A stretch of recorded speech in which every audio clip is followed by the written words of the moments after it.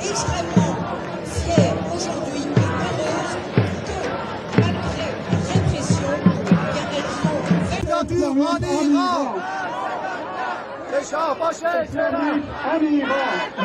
malgré la répression, elles ont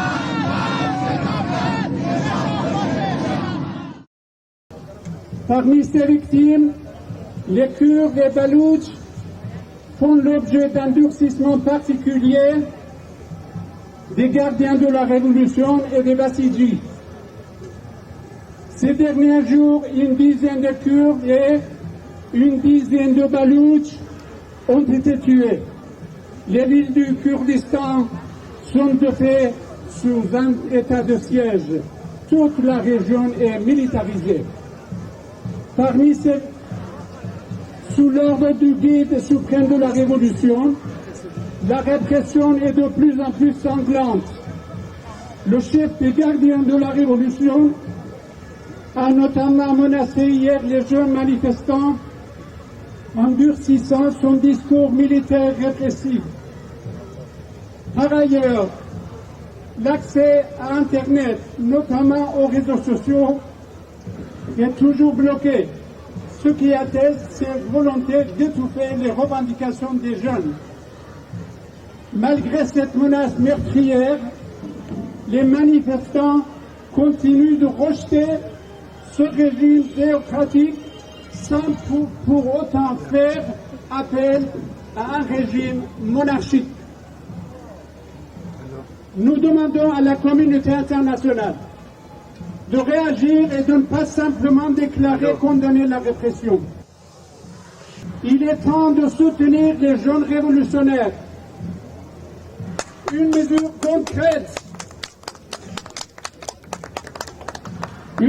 concrète serait de rappeler les ambassadeurs et d'expulser les diplomates iraniens. Association des Kurdes résidant en France. Femmes, vie, liberté. Femmes, vie, liberté. Femmes, vie, liberté. Femmes, vie, liberté. Femmes, vie, liberté. Bonjour à tous et à toutes de nouveau sur la place de la République aujourd'hui.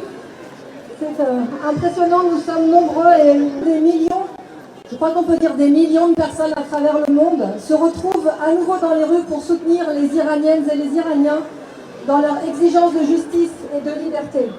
Nous sommes ici pour les soutenir dans leur colère face à la répression sanglante dont ils font l'objet depuis des décennies et qui doit cesser. Et vous le savez d'autant mieux et encore mieux que moi. demandant des changements politiques et sociaux radicaux en faveur de la protection des droits humains et des libertés. Les appels des Iraniennes et des Iraniens sont sans équivoque et doivent être entendus et soutenus. Que cette révolution soit la révolution qui mette fin à ce régime répressif et apporte la liberté. Avec vous, Amnesty International est ici pour les soutenir et faire retentir leurs appels pour que la France et la communauté internationale agissent. Grande vie, liberté!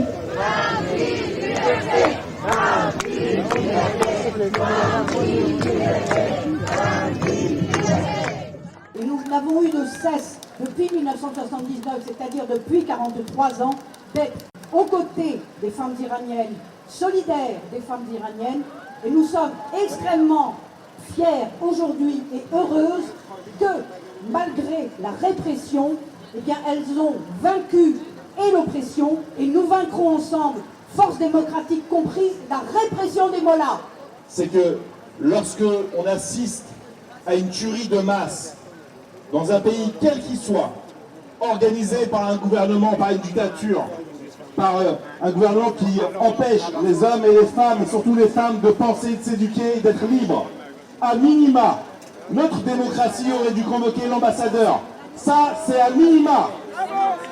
Donc moi, en toute modestie, en tant que simple conseiller régional, en tant que porte-voix du conseil régional, parce que je suis persuadé que quels que soient les groupes, on peut être que d'accord avec ça. J'interpelle le président de la République, Monsieur Emmanuel Macron, garant de notre Constitution, garant de nos lettres de noblesse, liberté, égalité, fraternité.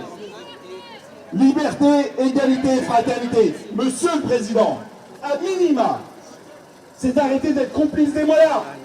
À minima. Femme, vie, liberté. Femme, vie, liberté. Merci.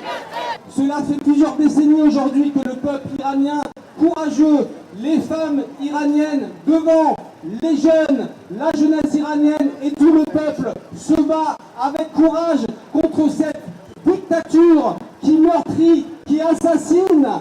Et nous faisons appel avec mon ami Bouriaki au président Macron.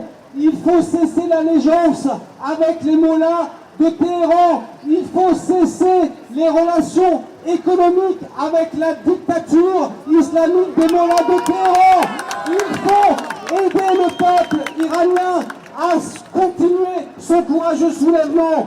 La révolution en Iran, elle ne se fera pas ici, elle se fera à Téhéran, elle se fera dans les villes iraniennes, mais elle se fera également avec le soutien de la communauté internationale, avec le soutien de toutes celles et ceux qui dans le monde sont attachés aux droits humains. Je suis ravie, nous sommes ravis d'être parmi vous aujourd'hui et de voir le monde qu'il y a autour de nous.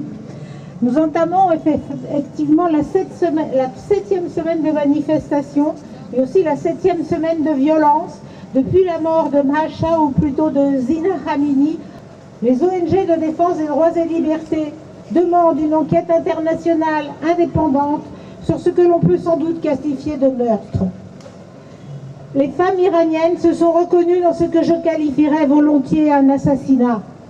Nous sommes là pour demander à la communauté internationale, à l'Union européenne, de condamner cette répression et de demander des sanctions. En particulier à la France, qui pour le moment ne s'est exprimée que du bout des lèvres, en se cachant derrière l'Union européenne, contrairement à d'autres États membres. Ni Shah, ni Mollah. Ni Shah, ni Mollah.